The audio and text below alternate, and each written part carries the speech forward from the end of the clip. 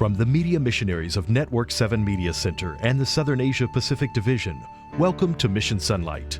For 100 years, Seventh-day Adventists have told the story of Jesus in the island nation of the Philippines. In August 1905, Robert Caldwell arrived by ship in Manila. His reaction to the teeming population that lived within the city's boundaries was, "I will sprinkle books, and then, like yeast, they will begin to work." The following year, the McElhaney's and the Finsters arrived and began their ministry. On March 11, 1911, the first Adventist church in the Philippines was established at Santa Ana, Manila. Today, the North Philippine Union Mission and the Central and South Philippine Union Conferences are the administrative centers for the work of the Seventh-day Adventist Church in the Philippines. For 100 years, the gospel has been preached, and more than 1 million Filipinos have responded by saying, "Yes, I want to follow Jesus." Recently, Mission Sonlight visited with Neftali Mañez, president of the Northern Philippine Union Conference. We have a very dynamic evangelism program going on in the Union, and we're just happy for the way the Lord has been leading us. The brethren have been very cooperative with the leadership of our pastors in the field. They have been able to penetrate those areas of the population where we don't usually reach. Around the world, some of the most difficult individuals to reach with the gospel are those who live in a comfortable lifestyle. We get more and more people coming from the affluent, and we're just happy for the developments that we have. And many of these results, successful results, came about because of the initiatives like the IEL, Integrated Evangelism Lifestyle. We're using that to the hilt, and we're just happy for the way our people have been responding to this. The mission to the large cities is a part of the overall outreach in the Philippines.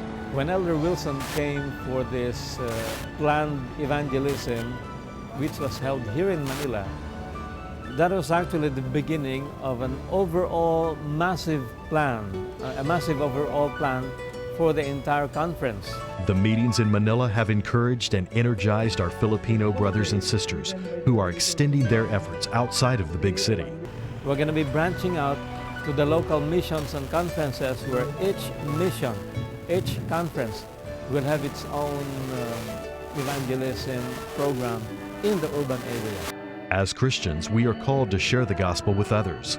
In the Northern Philippine Union Conference, one of the active groups who have answered the call is the new chapter of Adventist Laymen's Services and Industries, or ASI. We have a very active group of ASI here. About 2 years ago, there was an SAI convention spearheaded by the division, and we held that here in Makati. We still have a lot of laymen who are not very much aware of what's going on, and we want to gather them. The Philippines have experienced natural disasters in recent years. In 2013, Typhoon Haiyan, and in 2014, Typhoon Hagupit bore down on the island nation and brought devastation and death. ACTS World Relief President David Canther describes the impact area. In comparing the Philippines to Superstorm to, let's say, Katrina in the United States, about 10 times as large. When you drove in Katrina in the United States, you could drive about an hour each direction and kind of get out of it. In the Philippines, you could drive for 8 hours and see the same thing. So the magnitude was much more severe. Responders found themselves not just reaching people with medical needs, but sharing words of hope. 80% of people can go into shock even though they have no medical symptoms going on because they're scared. They're wanting encouragement and hope. That hope is found in Jesus Christ. And the quicker we can use interventional skills to listen to people, to ask the right questions, it's amazing how it prevents them from going into shock, or it truly will help them from not getting PTSD years later. That develops loyalty, and people open up about spiritual things when they know you care for them. So it's a wonderful thing that God has called us, according to Galatians 5:13, to serve others in love. Christ's method alone gives true success in reaching people. Jesus mingled with men, showing them he wanted good for them. He showed them sympathy, he helped them, and in his heartfelt response, he won their confidence. Then he invited them to follow him. In the Philippines, this passage drove the response of the laity in ministry. There was a request that came from the mayor at the island of Tacloban and the hospital where we worked with there at R&R. But basically they requested a water purification system, and a large commercial one that was solar operated. So within 1 week, we had another great donor company, a sponsoring company, sponsor a couple of huge commercial water systems that operated by solar.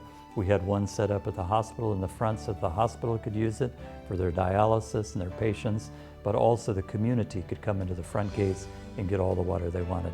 Set up another one down at the city municipality, and the mayor was thrilled. Thousands of people would come and get their water there. David describes what can happen after physical and health needs are met.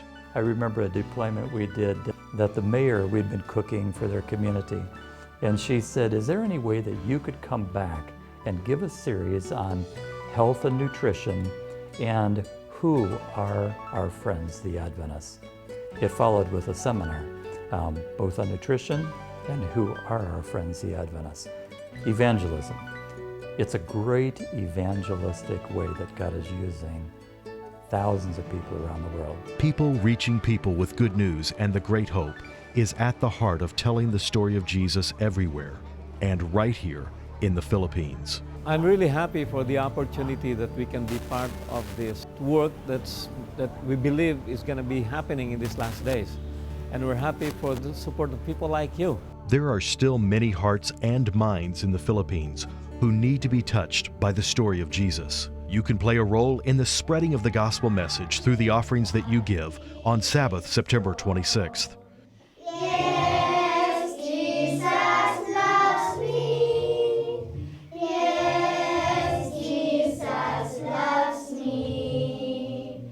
Yes, Jesus loves me. Reporting from the Southern Asia Pacific Division and supporting the unity of the Seventh-day Adventist Church, this is Mission Sonlight.